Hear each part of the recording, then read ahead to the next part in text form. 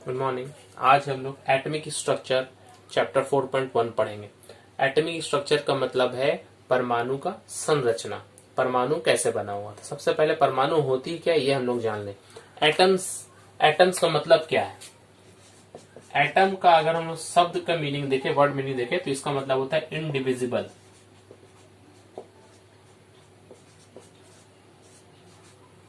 Indivisible part है ये।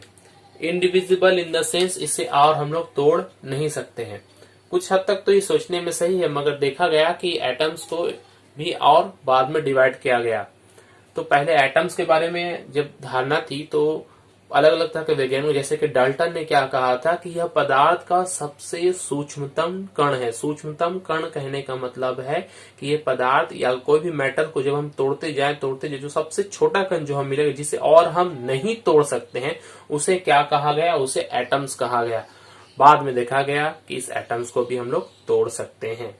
तो एटम्स को जब हम तोड़ सकते हैं तो जो कण हमें प्राप्त होते हैं उन्हें हम सब एटॉमिक पार्टिकल्स या मौलिक कण कहते हैं। तो मौलिक कण या फंडामेंटल पार्टिकल्स। एटम्स कुछ अलग अलग तरह के कणों से मिलकर बना है जिन्हें हम लोग मौलिक कण या फंडामेंटल पार्टिकल्स कहते हैं। फिर सोचा गया कि क्या इसे तोड़ा जा सकता है, तो हाँ, इसे भी तोड़ा गया है। बाद में ये हमारे सिलेबस में नहीं, उसे भी हम लोग पढ़ेंगे। तो हम अपना ध्यान है सिर्फ सब एटॉमिक पार्टिकल्स जो एटम्स के अंदर होते हैं। परमाणु के अंदर में क्या क्या होता है उसके बारे में हम लोग पढ़ेंगे। तो परमाणु के अंदर में कुल 3 प्रकार के मौलिक कण हम लोग देखेंगे। पहला है इलेक्ट्रॉन, प्रोटॉन और न्यूट्रॉन। अब ये इलेक्ट्रॉन, प्रोटॉन, न्यूट्रॉन ये कहां पर रहते हैं, कैसे रहते हैं, वो है हमारा एटॉमिक मॉडल। तो हम लोग एटम्स को अगर देखें तो सबसे पहला एटम्स का एक छोटा सा भाग होता है बीच में जिसे हम लोग केंद्रक कहते हैं। क्या कहेंगे, केंद्रक या न्यूक्लियस। उस न्यूक्लियस के अंदर में न्यूट्रॉन और प्रोटॉन, दो जो कण है, ये प्रोटॉन और न्यूट्रॉन ये आपस में मिलकर रहते हैं। और इस न्यूक्लियस के बाहर में कक्ष होते हैं, मतलब रास्ते बने होते हैं जहां पर इलेक्ट्रॉन गोल गोल घूमते रहता है। इलेक्ट्रॉन्स बाहर गोल गोल यहां पर घूमते रहते हैं। ये इलेक्ट्रॉन्स है, ये कक्ष में घूमते रहते हैं। तो ये पूरा मिलकर बनता है परमाणु। तो परमाणु ऐसा ही है, बीच में बहुत खाली स्थान है, कुछ मतलब कुछ नहीं है। बीच में केंद्रक है एकदम मिडिल में, और उस केंद्रक के चारों तरफ कक्ष बने हुए जहां पे इलेक्ट्रॉन घूमते रहते हैं। ये कुछ कुछ देखने में आपको लगेगा सोलर सिस्टम के जैसा, सूर्य मंडल जैसा हमारा सौर मंडल है वैसा ही देखने में लगेगा। सौर मंडल में क्या होता है, बीच में सूर्य होता है और उसके चारों तरफ ग्रह घूमते रहते हैं। कुछ डिफरेंसेस भी है, जैसे कि एक कक्ष में एक ही ग्रह घूमता था वहां पर हमारे सोलर सिस्टम में, मगर यहाँ पर हम देखेंगे कि एक कक्ष में एक से अधिक इलेक्ट्रॉन घूम सकते हैं। और भी बहुत कुछ डिफरेंसेस है, हम लोग बाद में उसको और पढ़ते जाएंगे। तो सबसे पहले देखेंगे कि मौलिक कण जो है इलेक्ट्रॉन और प्रोटॉन, न्यूट्रॉन ये कहाँ पर पाए जाते हैं। तो न्यूट्रॉन, प्रोटॉन तो परमाणु के केंद्रक में हो गया, इलेक्ट्रॉन उसके चारों तरफ घूमते रहते हैं। अब इस इलेक्ट्रॉन, प्रोटॉन और न्यूट्रॉन में प्रोटॉन और न्यूट्रॉन चूंकि केंद्रक में पाए जाते हैं, केंद्रक को इंग्लिश में न्यूक्लियस कहते हैं, तो इसलिए इसे न्यूक्लियॉन्स भी कहा जाता है। न्यूक्लियॉन्स का अगर आपसे कहा जाए कि न्यूक्लियॉन्स क्या है, न्यूक्लियॉन्स तो न्यूक्लियस में जो कण पाए जाते हैं न्यूट्रॉन और प्रोटॉन, इसलिए उन्हें न्यूक्लियॉन्स कहा जाता है। न्यूक्लियस में पाए जाने वाले कण को हम लोग क्या कहते हैं, न्यूक्लियॉन्स कहते हैं। इलेक्ट्रॉन, प्रोटॉन और न्यूट्रॉन का एक तुलनात्मक विश्लेषण दिया गया है, इसे आप लोग देख लें।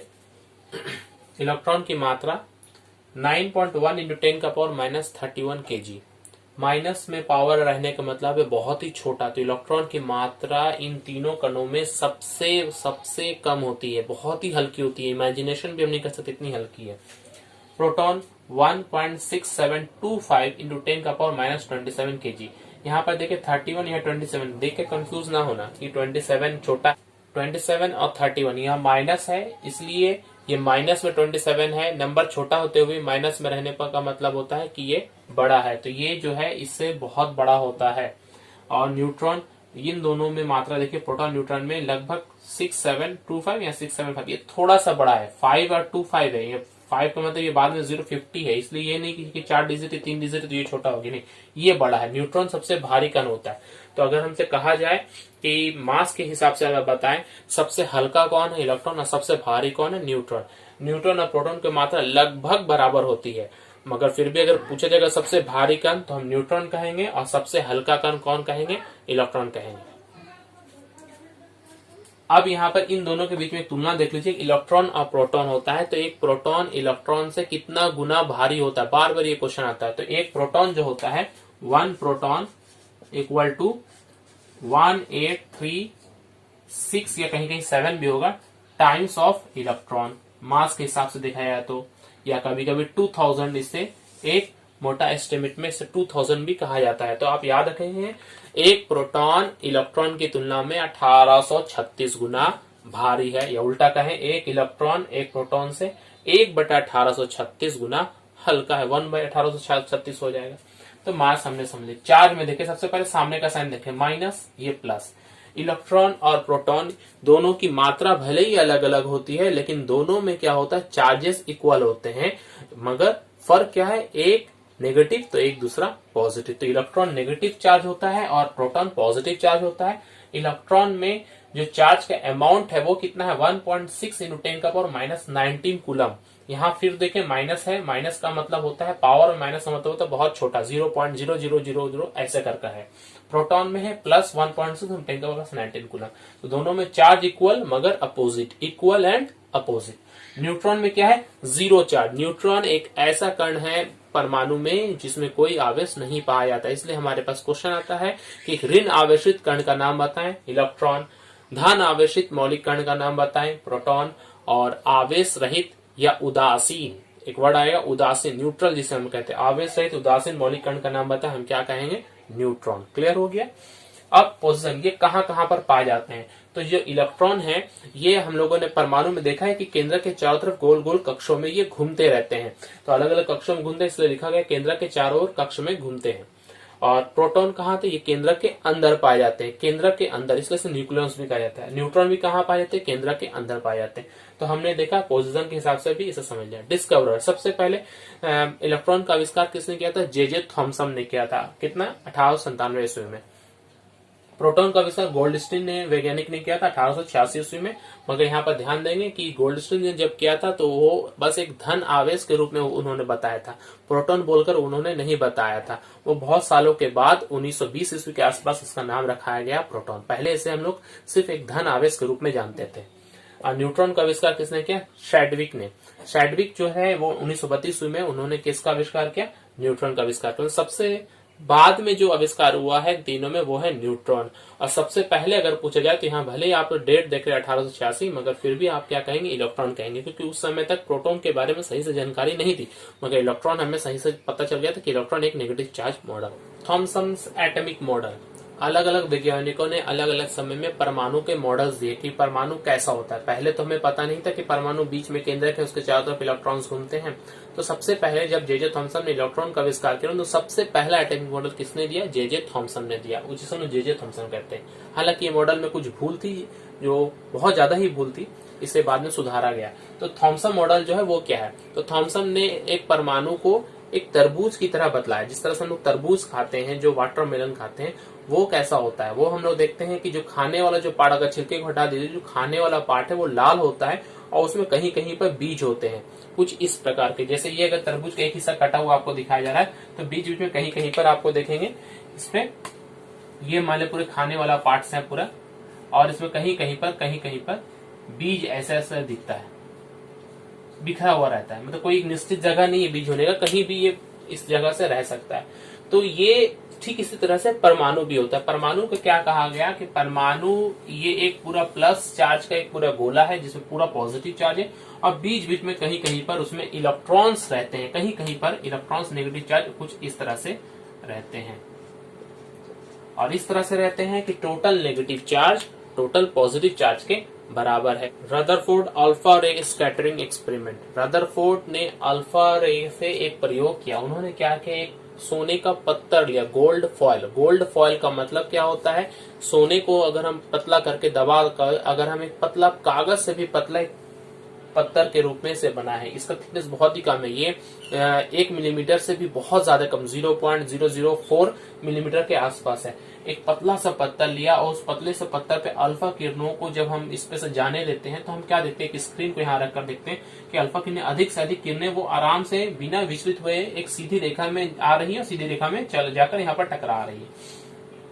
मगर एक किरण जो है लगभग 20,000 किरणों में एक किरण ऐसी किरण है जो वापस लौट कर आ रही है। देखिए वापस लौट कर आ जा रही है, वो यहाँ तक पहुंच ही नहीं पा रही है। तो इस पर जब गौर किया गया तो कुछ निष्कर्ष निकाले गए। तो पहला निष्कर्ष ये बताया गया कि अधिक से अधिक अल्फा किरणें बिना विचलित हुए जा रही हैं, इसका मतलब वो किसी चीज से टकरा नहीं रही है। तो अगर हम हर जगह कहीं ना कहीं तो परमाणु है, परमाणु तो एक जगह में सब बंधे हुए हैं, यहाँ पर सब जगह परमाणु है। तो परमाणु से जब ये किरणें जा रही हैं और बिना विचलित हुए निकल जा रही है, इसका मतलब क्या है कि परमाणु का अधिकांश भाग क्या है, रिक्त है, खाली है। अगर ये परमाणु हम बनाते हैं, हम जानते हैं ये बीच में केंद्रक होता है, यहाँ पर कक्ष होते हैं, तो ये सब जो है देखिए खाली स्थान। तो यहाँ से जब कोई किरणें जाएंगी तो वो कोई विचलन नहीं होगी। मगर 20,000 में एक किरण ऐसी है जो इस जगह जाकर टकरा रही है, यानी कि केंद्रक में जाकर टकरा रही है और पुनः वापस आ रही है। तो ये जब केंद्रक में जाकर टकरा के पुनः वापस आ रही है, इसका मतलब क्या है कि 20,000 में सिर्फ एक किरण जा रही है। इसका मतलब ये जगह बहुत ही छोटा है, बहुत ही छोटा है। तभी तो ये एक ही किरण टकरी, नहीं तो और भी तो किरण टकरा सकती थी।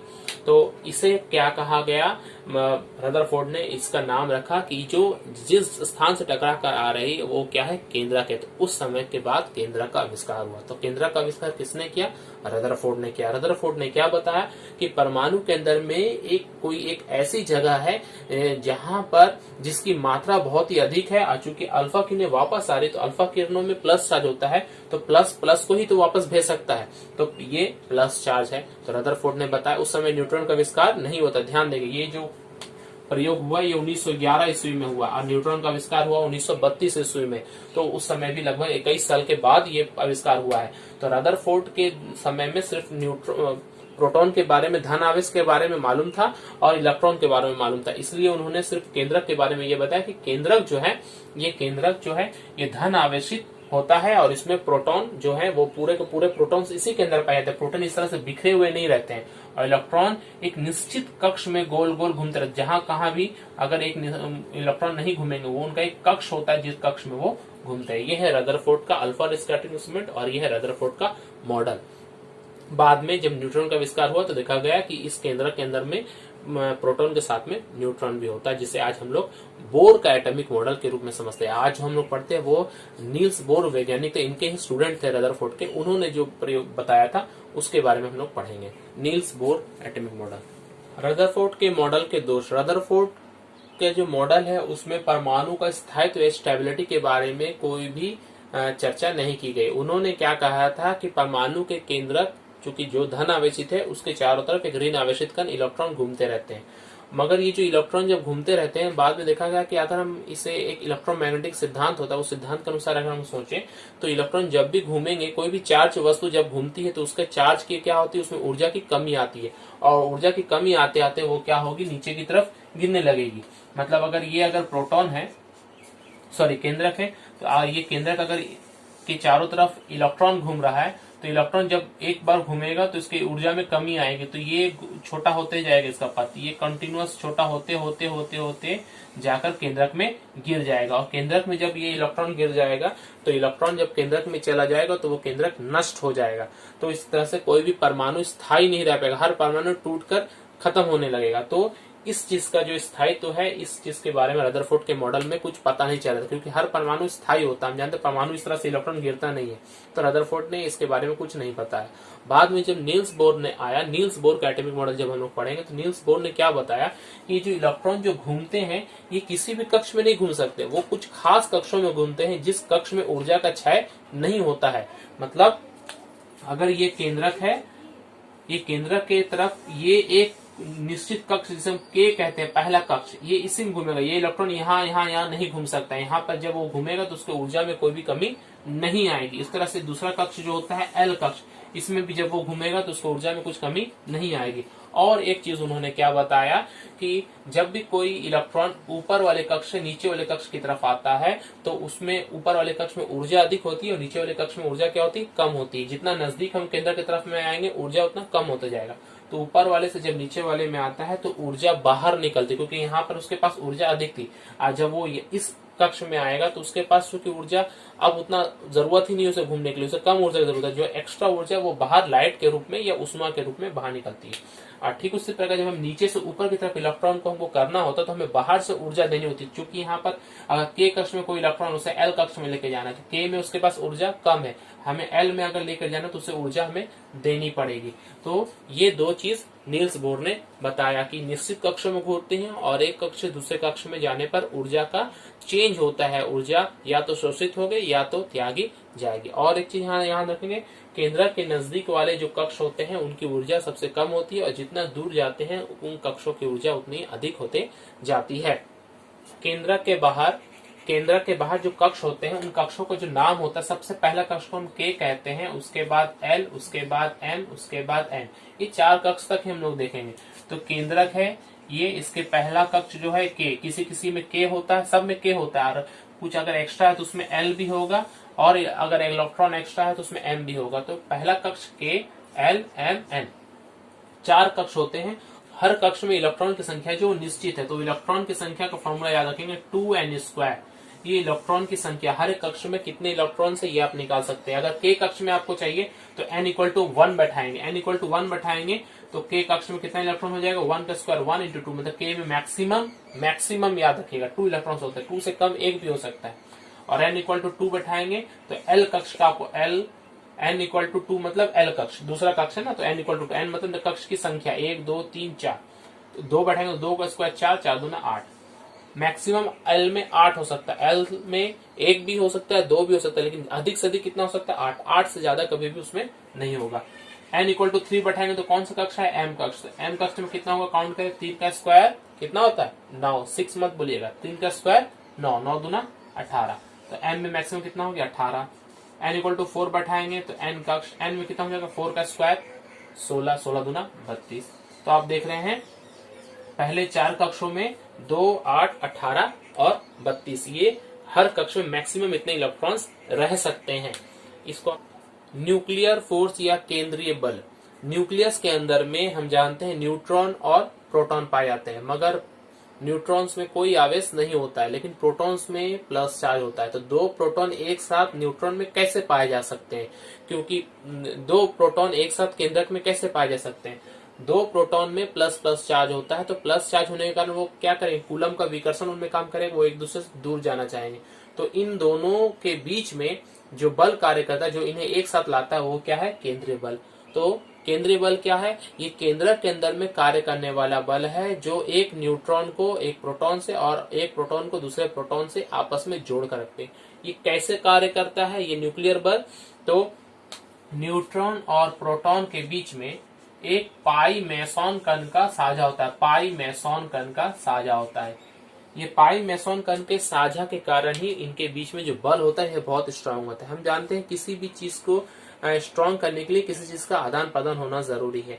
जैसे कि 2 दोस्त होते हैं, जब वो एक दूसरे से कुछ शेयर करते हैं, जैसे आप स्कूल में जब हैं तो आप पेंसिल, कॉपी, ये सब जो आपस में जब शेयर करते हैं तो आपके बीच की जो दोस्ती वो और ज्यादा मजबूत होती है। ठीक उसी तरह से ये न्यूट्रॉन प्रोटॉन के बीच में जो पाई मेसॉन कण का साझा होता है, तो इन दोनों के बीच में ये आकर्षण बल कार्य करता है। ये आकर्षण बल के कारण ही ये न्यूक्लियर फोर्स की उत्पत्ति होती है और वो 2 प्रोटॉन्स को और 2 न्यूट्रॉन्स को आपस में बांध कर रखती है। ये बहुत ही स्ट्रांग फोर्स है। ये सिद्धांत को सबसे पहले जापान के वैज्ञानिक युकावा ने हमें दिया था, इसे युकावा का सिद्धांत भी हम लोग कहते हैं। युकावा का सिद्धांत क्या, पाई मेसॉन। पाई मेसॉन भी एक तरह का कण है, जैसा कि इलेक्ट्रॉन, प्रोटॉन, न्यूट्रॉन, इस तरह का ये भी एक तरह का मौलिक कण है। इसमें अलग अलग चार्जेस पाए जाते हैं, पाई प्लस, पाई माइनस और पाई 0 भी होता है। इतने हमें डिटेल्स नहीं पढ़ना है, याद रखेंगे कि पाई कण 3 प्रकार के हो सकते हैं, धनायन, ऋणायन और आवेश रहित भी हो सकते हैं। कुछ क्वेश्चंस यहाँ पर आ सकते हैं आपके पास में, जैसे सबसे हल्का मौलिक कण, सबसे भारी मौलिक कण, ये तो हम लोगों ने पढ़ ही लिया है। अब यहाँ पर एक और कि उदासीन मौलिक कण कौन है, तो हम जानते हैं उदासीन मौलिक कण कौन है, उदासीन मौलिक कण न्यूट्रॉन होते हैं और प्रोटॉन धन आवेशित होते हैं। और एक परमाणु जो होता है वो हमेशा उदासीन होता है। क्यों, क्योंकि परमाणु के अंदर में 3 मौलिक कण है, इलेक्ट्रॉन, प्रोटॉन और न्यूट्रॉन। न्यूट्रॉन में कोई आवेश नहीं है, मगर इलेक्ट्रॉन और प्रोटॉन, इन दोनों की संख्या भी बराबर होती है और इनमें आवेश भी बराबर होते हैं। जैसे एक एग्जांपल लेंगे सोडियम का, सोडियम में 11 प्रोटॉन होते हैं और 11 इलेक्ट्रॉन होते हैं। टोटल जितने प्रोटॉन से उतने ही इलेक्ट्रॉन से। टोटल प्लस चार्ज, अगर हम प्रोटॉन के प्लस चार्ज को 1 माने तो इसमें प्लस 11 चार्ज हो गया और इसमें माइनस 11 चार्ज हो गया। दोनों को ऐड करेंगे तो कितना हो जाएगा, 0 चार्ज। इसलिए परमाणु क्या होगा, उदासीन होता है। कोई भी परमाणु जब तक उसमें इलेक्ट्रॉन और प्रोटॉन की संख्या बराबर होती है वो उदासीन कहलाता है।